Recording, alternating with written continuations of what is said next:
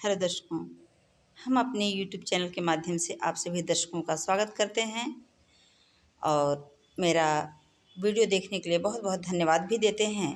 और आज हम एक कहानी के माध्यम से कुछ बताना चाहते हैं, क्योंकि आज के समय में बहुत सारी चीज़ें हैं, बहुत लोगों में प्रतिस्पर्धा की भावना है। जितना प्राप्त है उससे कोई भी संतुष्ट नहीं होता है और की इच्छा में पूरा जीवन समाप्त कर देता है, फिर भी संतुष्टि कहीं दिखाई नहीं देती है और धीरे धीरे करके पूरा जीवन समाप्त हो जाता है। तो इसी के ऊपर ऐसे ही कुछ कहानी है हमारा। एक व्यक्ति था, वो बहुत ही असंतुष्ट था अपने जीवन से। उसने भगवान से प्रार्थना की कि हे भगवान, हम अपने जीवन से बहुत असंतुष्ट हैं, हमें बहुत कुछ चाहिए, बहुत सारा धन दौलत चाहिए, बहुत सारा पैसा चाहिए, हमको बहुत कुछ चाहिए। तो उसकी प्रार्थना को सुनकर भगवान आते हैं सामने और कहते हैं कि बोलो तुम्हें क्या चाहिए। वो कहता है कि हमें बहुत सारा धन चाहिए। उसे बहुत सारा धन दे देते हैं और बहुत पैसा हो जाता है, बहुत उसके पास धन आ जाता है। इसके बाद कहते हैं कि भगवान वहाँ से चले जाते हैं। इसके बाद कहते हैं कि अब संतुष्ट हो। उसने कहा हाँ संतुष्ट हैं। कुछ दिन के बाद फिर वही प्रार्थना करता है कि हे भगवान, हमारे सामने आए, प्रकट हों आप, हम फिर भी असंतुष्ट हैं। इस बार भी भगवान प्रकट हुए। उसने कहा हमें धन के साथ साथ प्रतिष्ठा भी चाहिए, लोकप्रियता भी चाहिए। उसे वह भी मिल गया, अच्छा पद मिल गया, सब कुछ मिल गया। इसके बाद कुछ समय बीतता है धीरे धीरे। इसके बाद वह धन को लेकर और बहुत सारे अच्छे प्रतिष्ठा को लेकर के, पद को लेकर भी वह संतुष्ट नहीं होता है। उसके पास कोई संतान नहीं था, वह फिर भी दुखी हो गया।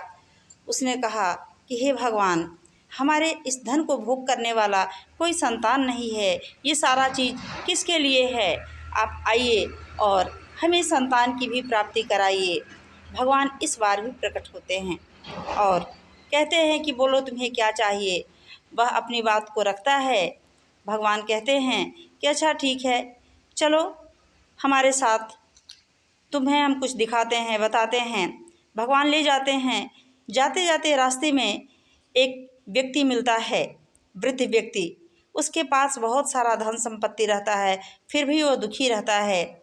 इसके बाद जाते जाते रास्ते में वो दुखी रहता है, यह सोचकर दुखी रहता है कि मेरे पास सब कुछ है, फिर भी हम इसका उपयोग नहीं कर सकते हैं, क्योंकि आज हम असहाय की अवस्था में हो गए हैं। आज हमारे हाथ पैर काम नहीं कर रहे हैं, सारा धन ऐसे ही पड़ा हुआ है, फिर भी हम खाने के लिए भी लाले पड़ रहे हैं। हमारे पास कोई है नहीं जिससे हमारा कोई सहयोग करे, जिससे हमारा हाथ पैर चल सके।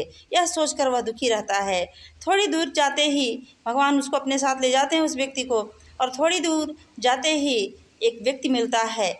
वह व्यक्ति के पास, उस व्यक्ति के पास बहुत सारा धन होता है, बहुत सारी चीज़ें होती हैं, पद होता है, प्रतिष्ठा होता है।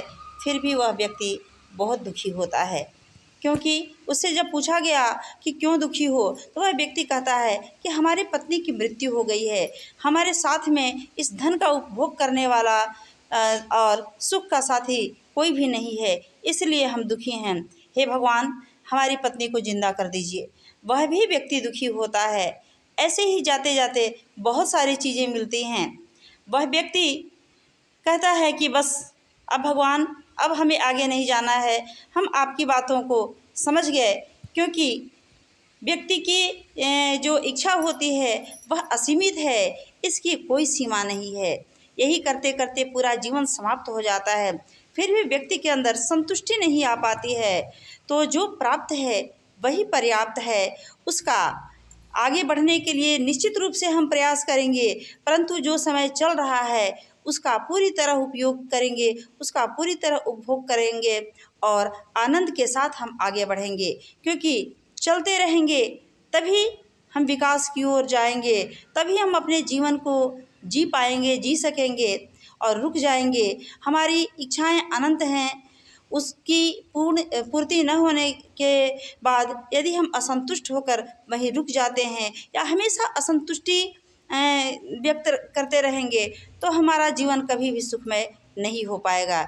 इसलिए जो प्राप्त है उसका पूरी तरह उपभोग किया जाना चाहिए और आनंदपूर्वक सुखपूर्वक भगवान का प्रसाद मान करके आगे बढ़ना चाहिए और चीज़ के लिए प्रयास करना चाहिए, परंतु वर्तमान के समय को गंवा कर नहीं, उसको संजो करके।